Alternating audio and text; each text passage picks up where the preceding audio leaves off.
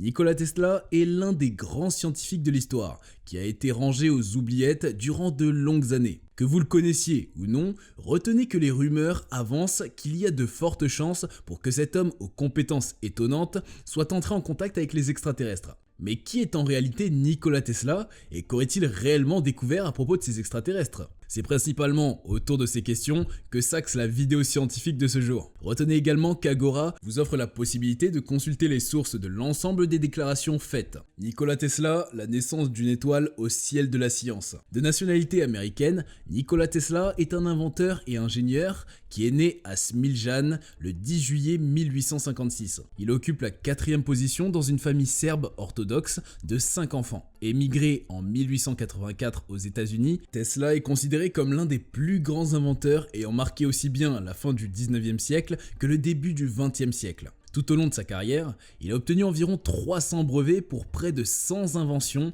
qui touchent en général au secteur de l'électricité et du courant alternatif. Très jeune, Nikola avait déjà montré de grandes aptitudes intellectuelles ainsi qu'une très bonne mémoire visuelle. Il révèle ainsi de grandes compétences en mathématiques et en langue, ainsi qu'à travers plusieurs expérimentations et inventions. Il a également développé un très grand intérêt pour le domaine de la physique et plus précisément celui de l'électricité comme nous l'avons mentionné plus tôt. C'est justement cette passion qui l'a poussé à rejoindre l'université de technologie de Graz en Autriche en 1875. Il y a brillé par les excellents résultats qu'il obtenait à tous les examens passés. C'est aussi au cours de sa formation dans cette université qu'il a eu pour la première fois l'idée de l'invention d'un courant alternatif. Mais malheureusement, le manque de ressources financières ne permet pas à l'étudiant d'achever sa 3e année. Et il n'obtiendra donc jamais le diplôme universitaire qu'il mérite, pourtant très bien d'avoir. Mais la situation ne demeure pas autant critique pendant très longtemps. Car après avoir quitté sa famille à l'âge de 22 ans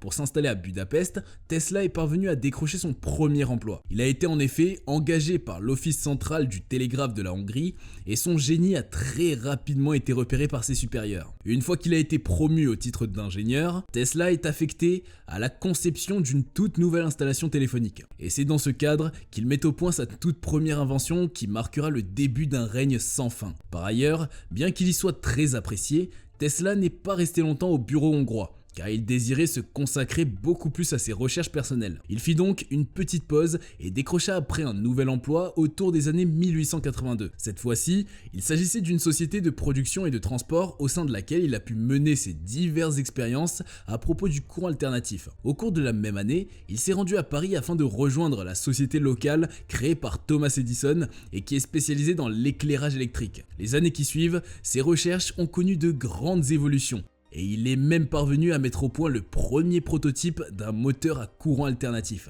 Mais malheureusement pour lui, ses projets ne plaisent ni à ses supérieurs ni à ses collègues. Il demeure toutefois un membre actif de l'entreprise et émigre à New York, aux États-Unis, dans une autre société d'Edison, dans laquelle il était chargé cette fois-ci de l'électrification de toute la ville. Une fois de plus, il aimait son idée du courant alternatif qui, selon lui, est meilleur que le courant continu prôné par Edison. Les deux hommes ne s'entendent pas. Et Nikola démissionne donc en 1885 pour débuter sa carrière indépendante d'inventeur. Il n'a donc pas chômé au cours des années qui ont suivi, car il est parvenu à développer le courant alternatif pour lequel il se battait depuis quelques années. Mais en plus de cela, il a été l'inventeur d'une centrale hydroélectrique qui a été construite au niveau des chutes du Niagara, de la bobine de Tesla, de la transmission de l'énergie électrique non filaire et enfin de l'invention de la radio. Au-delà de toutes ces inventions, il a également mené des recherches dans le secteur des rayons X à travers la réalisation en 1895 de l'une des premières photographies. Malheureusement, le génie de l'homme ne lui aurait pas suffi pour avoir une fin glorieuse. En effet, l'échec de son projet de tour qu'il construisait à Wardenclyffe, de même qu'une pléthore de difficultés rencontrées au cours de ses dernières inventions, ne lui ont pas du tout facilité la tâche. En 1920, l'expiration de la plupart de ses brevets, en plus des raisons précédentes évoquées, entraîne sa chute et celui de tout son empire. Les dernières années vont être très difficiles pour lui et l'obliger même à vivre reclus. Son génie fut jeté aux oubliettes et plus tard en 1937, il fut victime d'un accident qui le marquera tout le restant de sa vie. Le 7 février 1943, il mourut à l'âge de 86 ans, tout seul dans sa chambre et endetté jusqu'au cou. Les jours suivants cette tragédie, le FBI a réquisitionné tous les documents de ses travaux pour des raisons qui nous sont encore inconnues à ce jour. Cette perquisition suscite donc jusqu'à ce jour de nombreuses théories qui laissent à réfléchir. Et si Nikola Tesla avait vraiment reçu un message de la part des extraterrestres? 1899 a sûrement été une année inoubliable pour Nikola Tesla durant son existence. En effet, le physicien pionnier de la radio avait construit dans sa maison, qui était aussi son laboratoire, une tour massive dans l'objectif de réaliser des expérimentations sur le transfert de l'énergie non filaire. L'histoire se déroule à Colorado Springs et a peut-être permis à Nikola de devenir accidentellement le premier homme à entrer en contact avec les extraterrestres. Lors d'un entretien qu'il donnait plus tard en 1923 à un journaliste, il aurait même déclaré qu'il a une profonde conviction que des êtres hautement intelligents existent sur Mars. Il a poursuivi en affirmant qu'il aurait obtenu les preuves dans le Colorado alors qu'il était en train de mener ses expériences. D'après le scientifique, les signes qu'il aurait perçus lui permettent d'affirmer que la vie existe sur Mars et que ce sont les habitants de cette dernière qui auraient tenté d'entrer en contact avec lui. D'après ses dires, il serait parvenu à capter des signaux qu'il a interprétés comme signifiant 1, 2, 3 et 4. Il a donc tiré la conclusion que les Martiens, s'ils existaient bien sûr, utilisaient les nombres comme moyen de communication, vu qu'ils sont universels. Toutefois, malgré la forte conviction de l'homme, son hypothèse selon laquelle la vie existerait dans un autre monde a été rejetée par la majorité de ses contemporains. Bon nombre d'entre eux considéreraient en effet qu'il ne s'agissait que d'affirmations publicitaires que Tesla envisageait d'utiliser en vue de se faire un nom. Mais quelques années plus tard, de nombreux scientifiques ont semblé croire aux affirmations du physicien visionnaire. En effet, ils suggéraient que Nikola recevait vraiment des ondes radio en provenance de l'espace lointain, sauf qu'elles ne proviendraient pas d'extraterrestres, mais plutôt d'interférences occasionnées par les tempêtes sur Jupiter. De même, bien qu'elles soient moins excitantes que celle de recevoir des bips ou appels téléphoniques d'extraterrestres, une autre théorie intéressante a été avancée. Elle suggère en effet que Tesla aurait été contacté par un très vieil artefact extraterrestre qui est en orbite autour de notre planète. Il serait vieux d'environ 13 000 ans, et les pionniers de l'idée l'ont nommé le satellite du Chevalier Noir. Il faut souligner en effet que l'histoire du Chevalier Noir est un assemblage de plusieurs autres histoires toutes indépendantes, mais qui impliquent quand même l'existence d'un objet non identifié et qui est en orbite autour de la Terre. Personne ne peut dire avec précision qui a donné naissance au mythe et à quelle époque il a vraiment vu le jour. Toutefois, on sait que son histoire a gagné en importance par les expériences de Tesla au début du siècle, jusqu'au lancement de la Station Spatiale Internationale. D'après ceux qui croient que ce mystérieux artefact extraterrestre caché au sein du système solaire existe, la seconde tentative du Chevalier Noir pour entrer en contact avec notre planète a eu lieu en 1927. Cette fois-ci, c'est un ingénieur de la Norvège, Jørgen Hals, qui l'a capté. Alors que l'homme était en train de faire des expériences sur les signaux radio, il a remarqué que certains d'entre eux lui revenaient en écho plusieurs secondes après leur transmission initiale. Il lui était impossible de donner une explication logique à ces échos longs retardés qui devenaient fréquents. Durant environ les 80 années qui ont suivi la découverte de Hals, aucun homme de la science n'a été en mesure de donner une explication concluante au phénomène qu'on pourrait bien qualifier d'étrange. Il était même devenu au cours de ces années une piste parfaite pour tous les fanatiques de la conspiration. La découverte semblait confirmer aussi bien les faits vécus par Nikola que la théorie qu'il a émise. Les années suivantes, en 1973, un auteur de science-fiction du nom de Duncan Lunnan a été l'auteur d'un article dans lequel il spéculait sur l'existence d'un objet extraterrestre vieux d'au moins 13 000 ans, mais qui selon lui serait en orbite autour de la Lune. Il pense justement que c'est cet objet qui est responsable de tous les échos étranges qui sont issus d'un autre monde. Pour des raisons qui sont toujours inconnues, de nombreuses personnes qui soutiennent la théorie du Chevalier Noir citent très souvent la sonde de Lunnan qui est vieille de 13 000 ans, comme potentielle manifestation du satellite en orbite.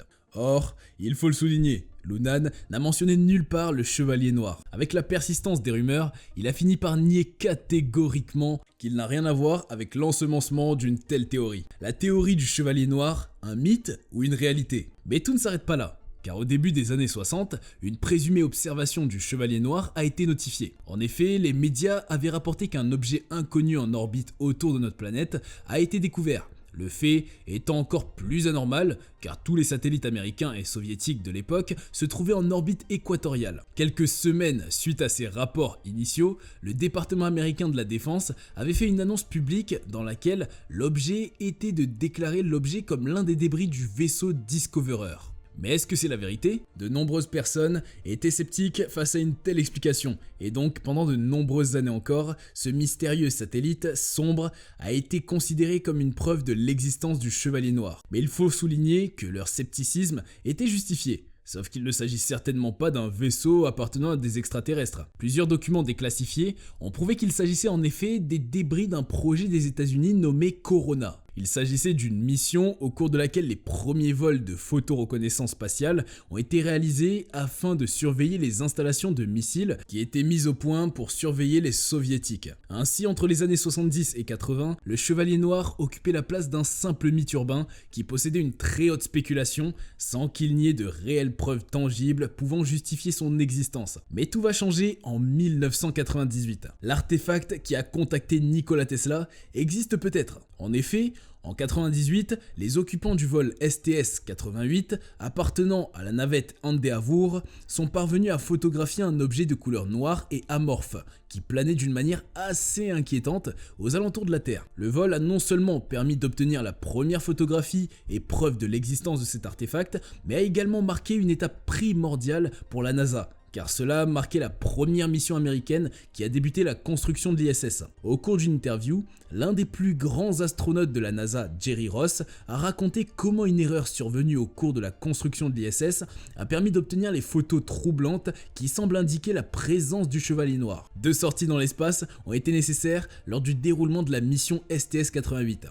L'une d'elles consistait à l'enroulement de 4 tourillons au niveau du nœud de l'ISS au sein des couvertures thermiques afin d'éviter de probables fuites de chaleur à travers le métal des broches qui est exposé. D'après les propos de Ross, pendant que lui et son autre collègue astronaute Jim Newman étaient en train de procéder à l'installation des couvertures thermiques d'un EVA, l'une d'elles se serait détachée. Cela a ensuite été capturé par certains membres de l'équipage STS-88 qu'on peut entendre sur une vidéo en train de spéculer sur la possibilité ou non d'une manœuvre afin de procéder à la récupération. Finalement, la manœuvre a été déclarée comme étant irréalisable et l'objet en question a été photographié à plusieurs reprises alors qu'il tombait de son orbite. 7 jours plus tard, il a été encore aperçu en train de brûler alors qu'il était en train de descendre sur Terre. Nikola Tesla est un extraterrestre, ou pas.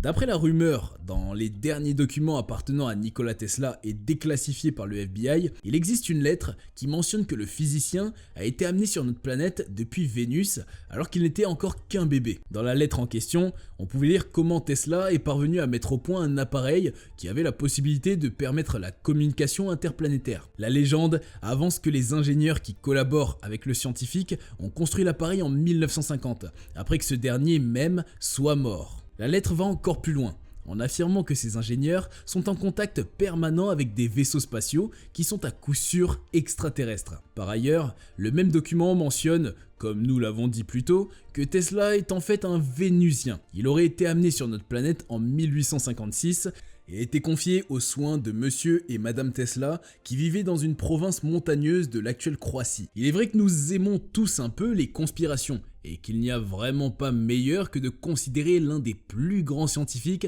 comme un extraterrestre. Mais la situation est bien plus sérieuse et va bien au-delà d'une simple conspiration, car toutes ces informations peuvent bien être écrites clairement dans un document déclassifié du FBI et auquel tout le monde a accès à ce jour. Il est daté du 14 juin 1957 et porte le nom Interplanetary Session Newsletter. Il révèle de nombreux détails et informations controversées, dont le plus marquant est celui en relation avec des individus originaires de l'espace qui ont rendu visite à plusieurs reprises aux ingénieurs qui travaillent avec Tesla. Si on entre un peu plus dans le vif du sujet, on pouvait lire que Van Tassel prétend qu'il aurait été en contact avec un vaisseau spatial lui-même originaire de Vénus. Il aurait été invité à bord et les aliens lui ont donné verbalement et par télépathie l'une des meilleures techniques permettant de rajeunir d'un cran, le corps humain. L'appareil a pu être mis au point et porte le nom de Integratron. D'après les informations obtenues, il n'aurait pas vu le jour sans le concours des recherches de Nikola Tesla. George King est mondialement reconnu comme le fondateur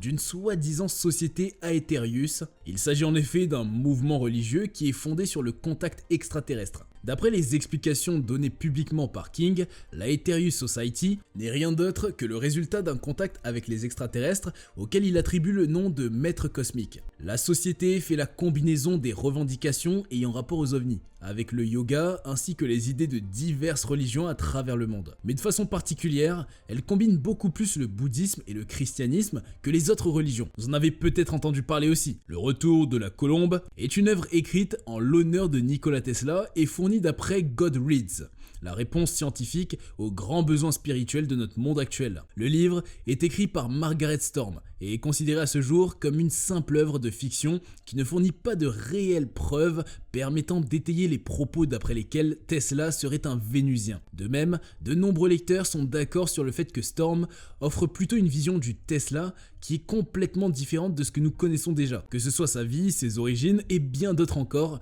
tout est vraiment différent. Il vous revient de vous faire votre propre opinion sur le sujet. Toutefois, n'oubliez pas de la partager avec nous à travers la rubrique des commentaires.